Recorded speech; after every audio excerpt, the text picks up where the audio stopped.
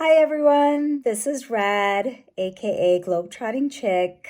I've been an avid traveler for the past 20 years, with travel being my primary passion for the entire life that I've lived. Had something to do with me staring at the face of a 747 at the age of 3 and completely speechless at the majestic beauty of this flying bird, Queen of the Skies.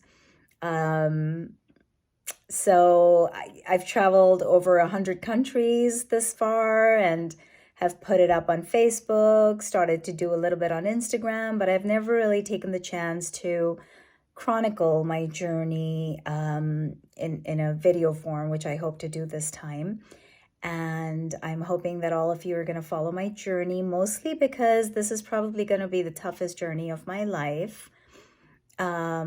It's an epic overlanding trip down the western coast of Africa, which is supposed to be not only completely unexplored, but absolutely stunning, and a wandering nomadic traveler's dream come true. So I'm going to be starting in Morocco, all the way down the western coast of Africa, returning to Nigeria after almost 38 years, where I spent my childhood, and then continuing on down to South Africa and ending in Cape Town at some point. It's going to be about a 5-month journey starting on the 30th of October. And as I go along, I want to be taking short videos and posting them not only on Facebook and Instagram, but also my YouTube channel, which is going to be called Globetrotting Chic. My Instagram hashtag is also Globetrotting Chic. So I'm really hoping that you guys are going to follow this trip. It's a bit of a rite of passage for me. My father recently passed away in April from COVID, completely unexpected, and pulled the rug out from under my feet, threw my world into such a tailspin that I'm still trying to make sense of it. So it's interesting how this trip has come at a very sobering time in my life.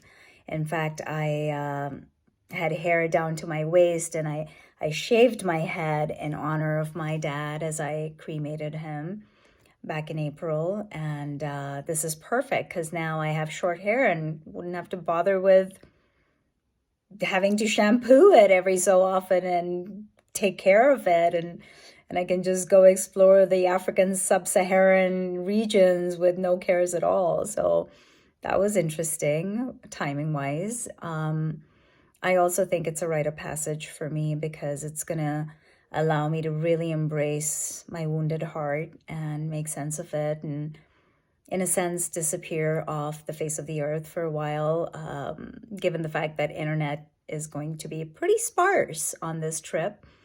And there may be places where we wouldn't even have electricity, as most of the trip is going to be bush camping.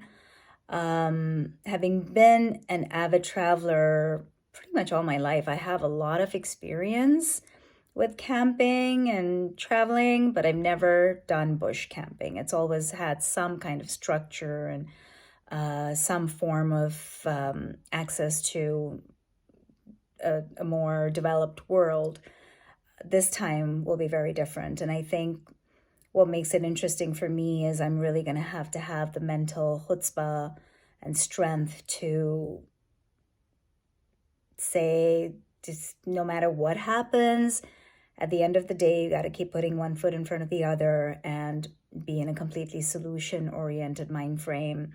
Patience is key, flexibility is key, and just no drama. So that'll be interesting.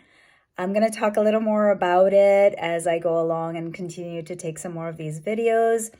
But I just wanted to show you my staging area, which is where I've got my tent, my pad, sleeping bag, a little tarp, because we're going to be sleeping on very uncomfortable ground in places, and a little bag that I'm going to be taking with me and stuffing as little clothing as possible into it. So I'm just going to show you that, and then once I have it all organized, I'll go through it in a little more detail and kind of talk about all the things that I'm taking. So here goes.